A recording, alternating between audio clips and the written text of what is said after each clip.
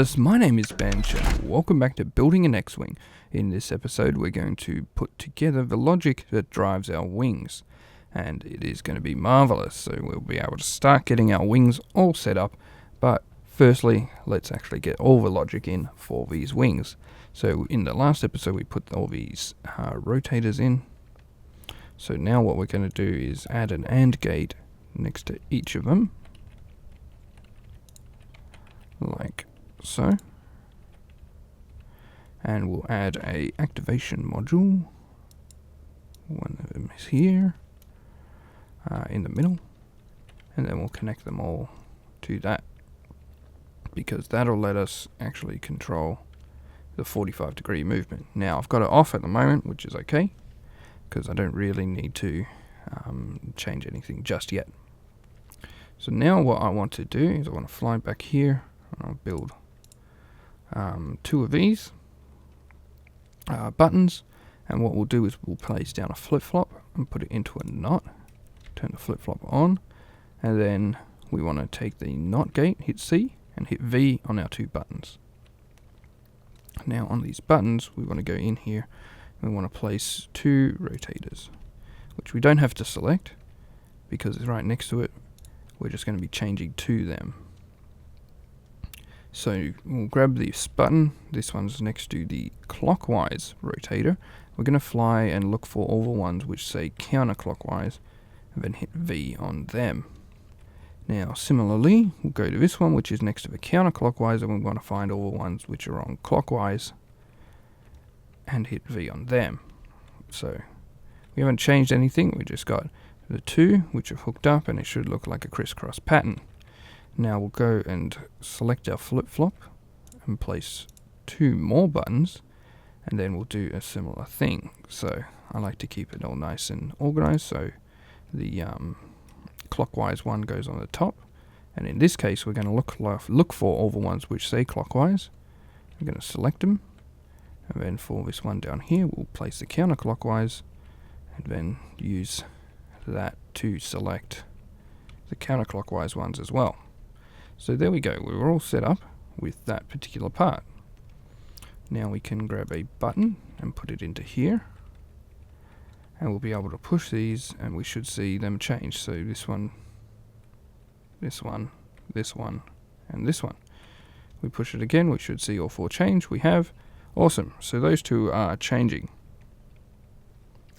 That is brilliant. So now we'll place down our final thing that we can use, which is this part here.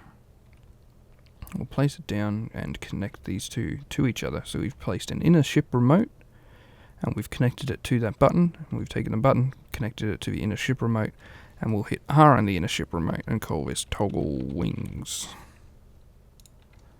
You can call it whatever you want, that's just what I've called it.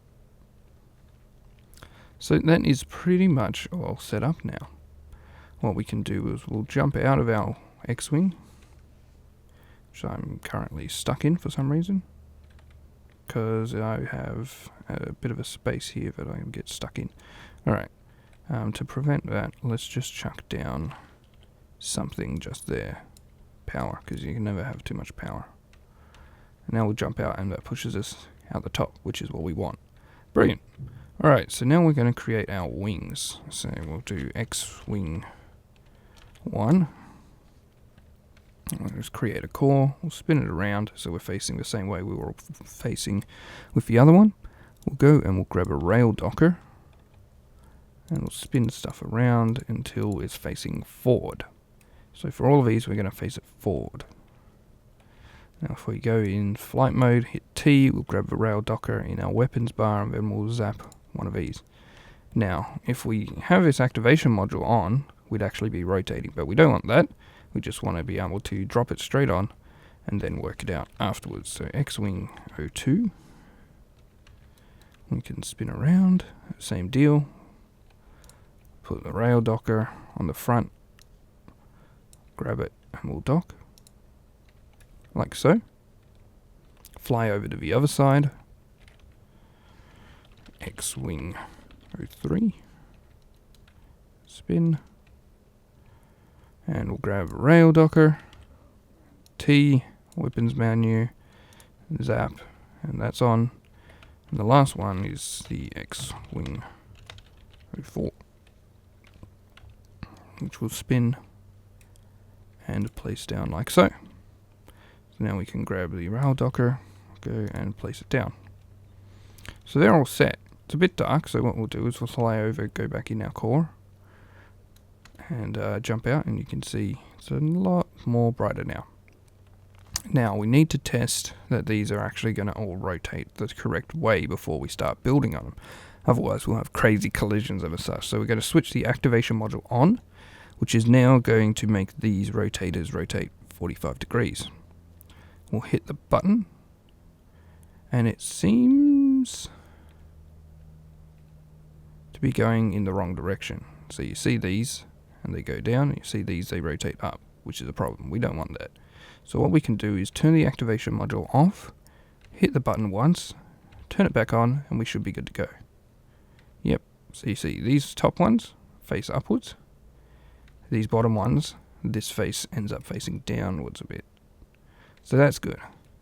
And we can test that ourselves by jumping out and go and just place a couple blocks like so on each, just so we can show that they are going in the correct direction.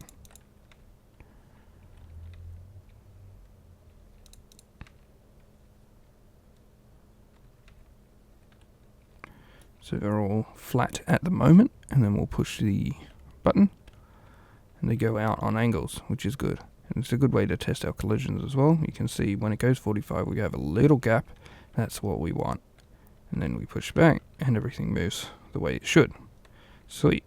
So that's all the logic required to set all that up, which is great. So in the next episode we'll look at putting together our wings, and then from there we'll be able to add a whole heap more functionality and funness to it. But until then, my name is Bench, and thanks for watching.